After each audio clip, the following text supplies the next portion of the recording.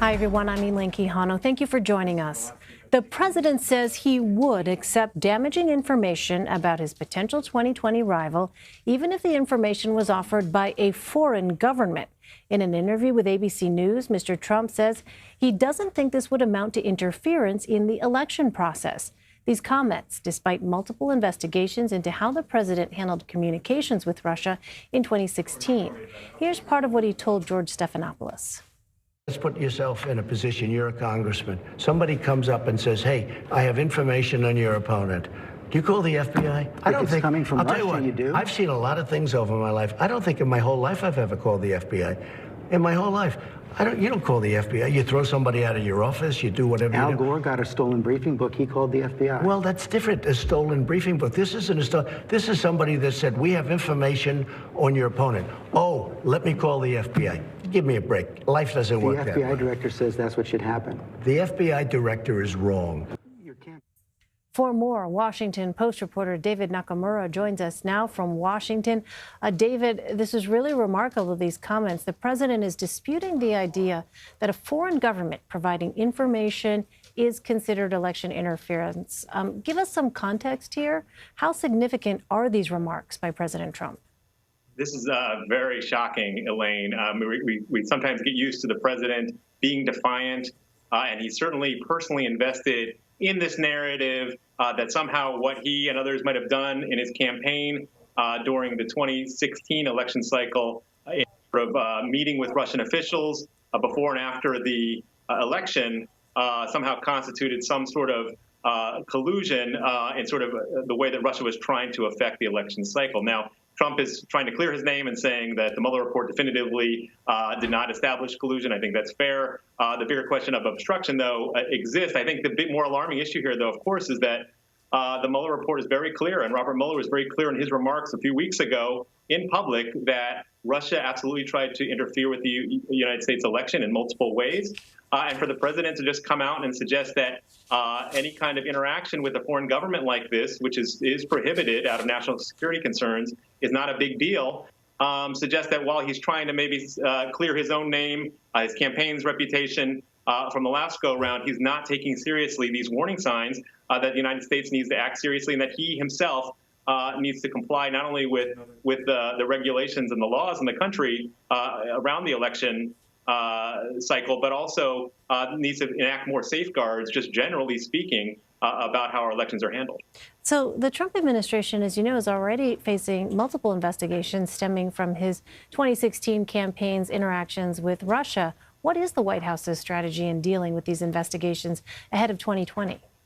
Yes, right, absolutely. So the president is trying to put to bed the whole Mueller report. It lasted 20 weeks. He's come out and declared, as I said, no, everybody's heard him say over and over, no collusion, no obstruction. It's not that clear. Robert Mueller made clear that he could not make a determination. He could not clear the president on the area of obstruction of the investigation. And he cited 10 different instances, which he found evidence that could lead to some sort of conclusion that the president did try to obstruct the investigation. And he basically said that he was unable to bring charges, and so therefore he was going to leave it to Congress to decide. And so the Democrats have moved forward in both the House and the Senate to do their own investigations. And the president has been very adamant that he's not willing to cooperate. He's blocked, administration officials and others from testifying and responding to subpoenas. Not cooperated in other ways, and he's tried to completely discredit what is going on in Capitol Hill. He did again today in the Oval Office with the president of Poland sitting there next to him.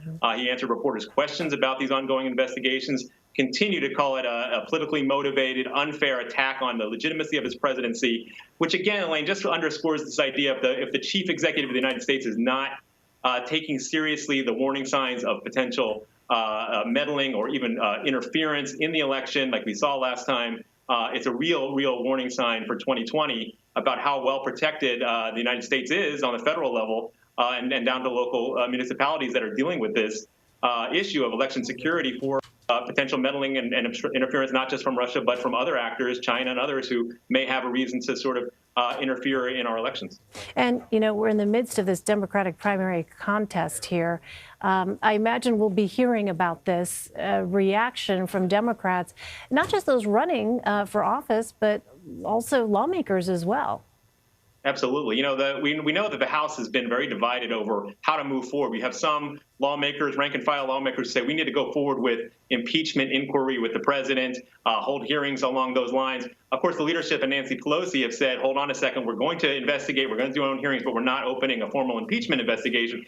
Out of concerns, I think at this point, they're not ready for that. So a sense of the politics of that it could rebound negatively on Democrats if they look like they're overzealous or overreaching. And certainly the president's trying to set up the case that any impeachment would be way over the line. But that said, I think presidential candidates are going to make a big case of election security is not some extraneous issue that is now political football, but rather that it's core to our values as a democracy, and that the Mueller report, its main finding of all the things, one of its main findings that Mueller emphasized in his remarks both at the beginning and at the end of the one time he's spoken publicly is that our election, is vulnerable to more interference attempts. And so that's a question. We've also published reports in news organizations that the president's own aides, before he fired Kristen Nielsen at DHS, had raised the alarms over some of these issues, and the president seemed to be sluggish about responding. So as the president deals with his own personal reputation from 2016, is he taking seriously the country's needs in 2020? And I imagine this is not also, David, the kind of thing that Republican lawmakers want to be asked about to get their reaction to the president's comments. Absolutely, because of course they're under pressure to sort of close ranks around the president. They've tried to do that and sort of defend the way he is responding or not responding to the Democrats on the issues of their investigations. But again, Republicans have traditionally been a party that's talked about respecting obviously the international laws and regulations on how we operate in terms of protecting our national security. They're a party that takes that very seriously traditionally. And so they're going to want to, on one hand, be reaffirming that view, but on the other hand, delicately working around these presidential denials, presidential statements that it's no big deal if he gets contacted by a foreign government. And that's just not true. So, David, I want to broaden this out a bit. These comments come the same day the president's oldest son testified and the president's former top aide agreed to testify. Do we know if the White House is concerned with either what Don Jr. said today or what Hope Hicks could say? Sure. I mean, the White House had initially attempted to have Hope Hicks not comply with the request that she testify next week, but now she has decided to do so. She will have an attorney present representing her interests as part of the agreement with the House committee that's asking her to testify.